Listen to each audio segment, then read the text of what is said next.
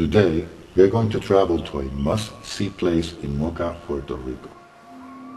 As you drive from Quebradillas to Aguadilla, you will see on your left side a beautiful distant mansion looking south toward the central mountain range.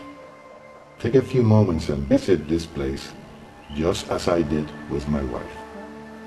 This mansion is known as Palacete Moreau, a name taken from a novel written by Enrique A. Laguerre called La Llamarada. The dirt road connecting to Highway number 2 will take you to this wonderful mansion.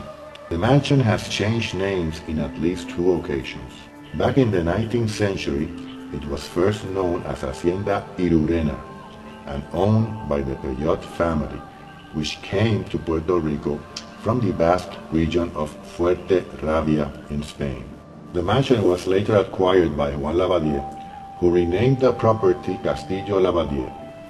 At this time, the hacienda was made of wood and consisted of 1,000 acres to grow coffee, sugarcane, and other crops.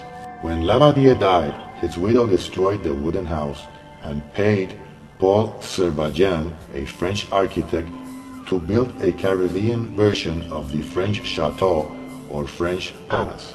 The new concrete L-shaped building, built in 1905, had 2 floors, a basement, and balconies almost all around the structure.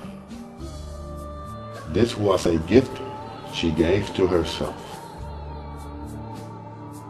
As soon as you walk into the mansion, the crystal artwork on top of the entrance door will catch your attention, and you will feel the sensation that you are entering a place where a great lady used to live.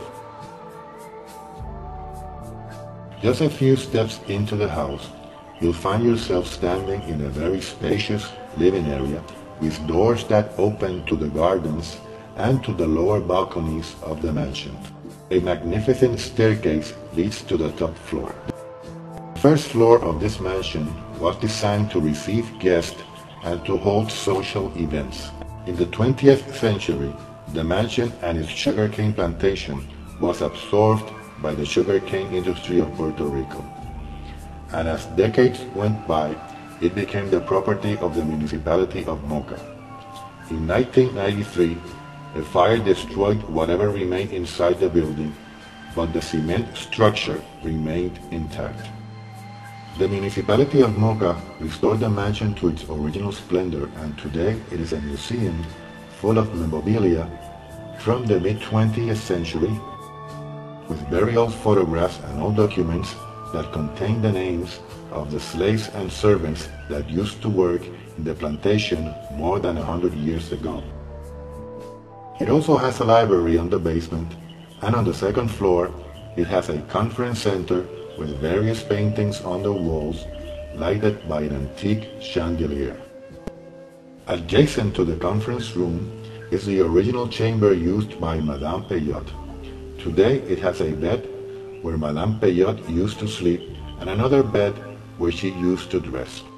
Mrs. Peyot lived in the second floor, where her private chambers had balconies on both sides so that she could watch the sunrise and the sunset every day.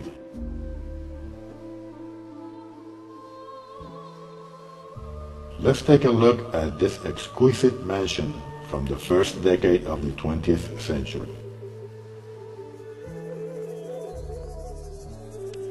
The mansion has a separate entrance and stairway that was used by the house servants.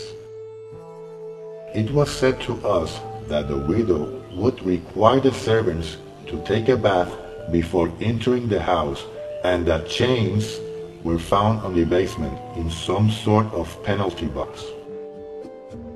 Today the basement is a public library.